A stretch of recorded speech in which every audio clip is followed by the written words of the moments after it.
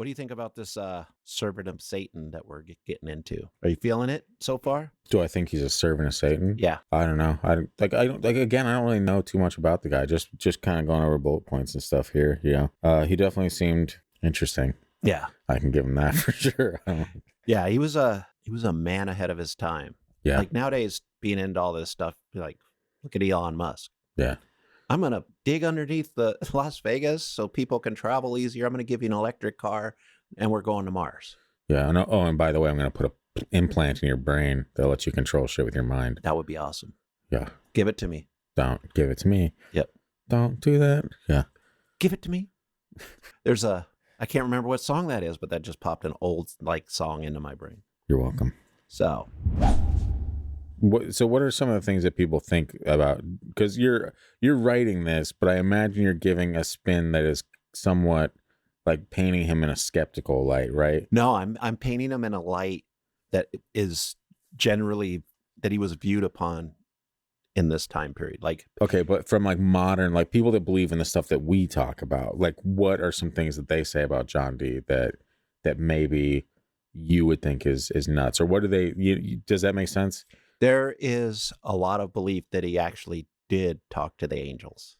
Oh, that he was like an actual messenger from God or something like that. Okay. Yes. And when you read into him, he was very pure and he was very religious.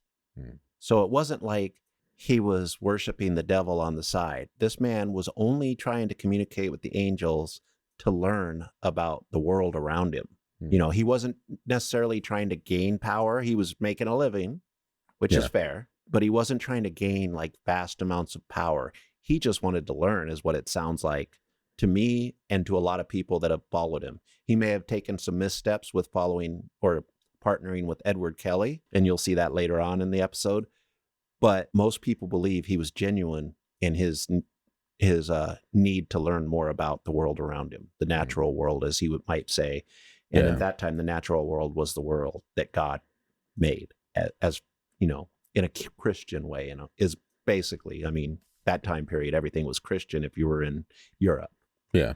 So, and this was also a time where, you know, Bloody Mary, Queen Mary, got her name because she killed so many Catholics. Yeah.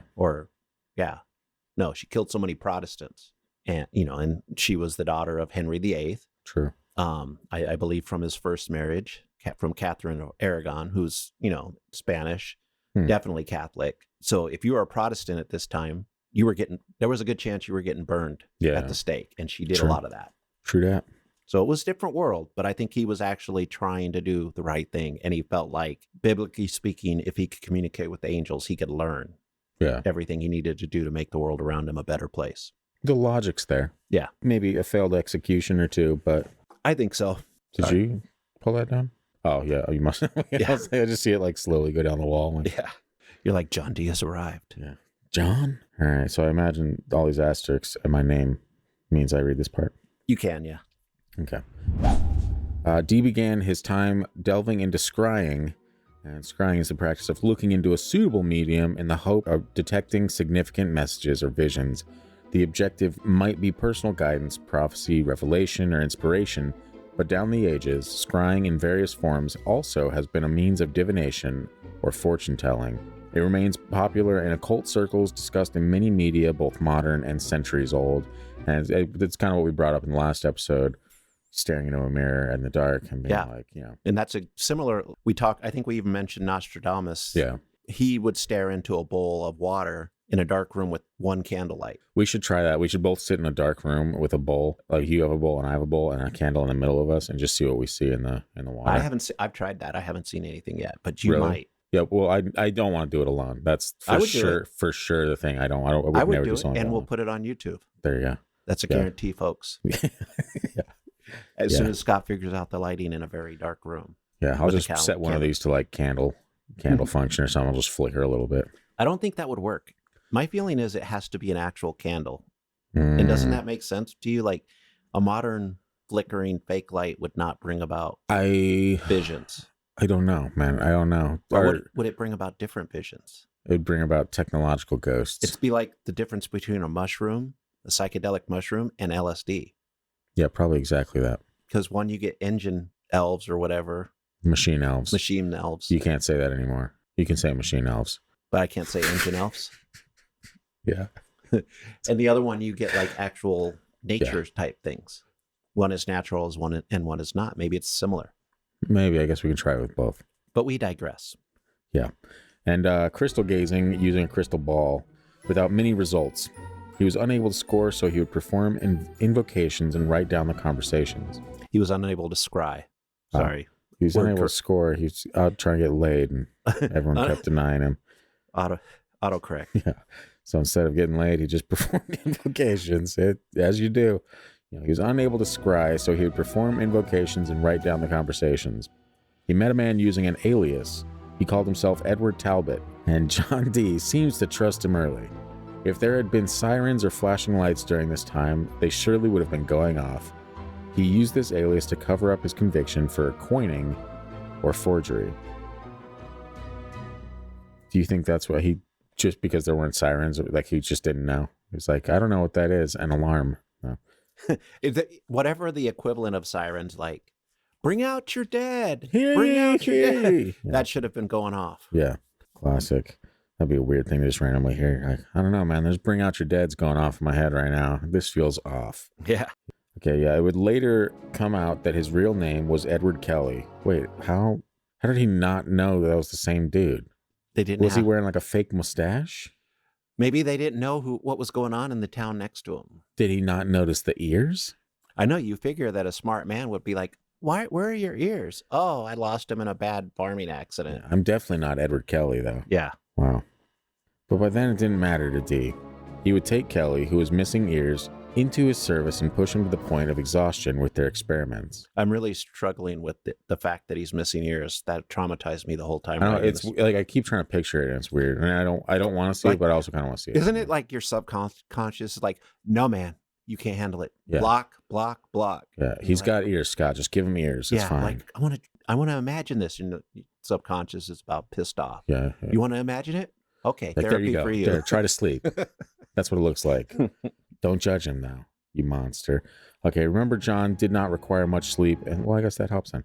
And Kelly was an out-of-shape drunk. Through the many years they worked together, Kelly would complain about exhaustion often. Dee was relentless as he was convinced he was on the verge of finding the secrets to the heavens and the earth. They would come to develop an Enochian language that skeptics say is nothing more than glossolalia. That's glossolalia. That sounds like some kind of like glossolalia. Yeah, that's got to be Italian, right? It's Latin, man. It's not Latin. But it's close. It's a glossolalia. That's hella. It's Italian when you say it like that. Well, I'm Italian, man. I can't help but say it like that. Well, I thought you were a Mario. It's a glossolalia. Yeah, a language that looks or almost sounds like the real thing, causing followers to believe that followers to just the one, causing his one follower to believe the real.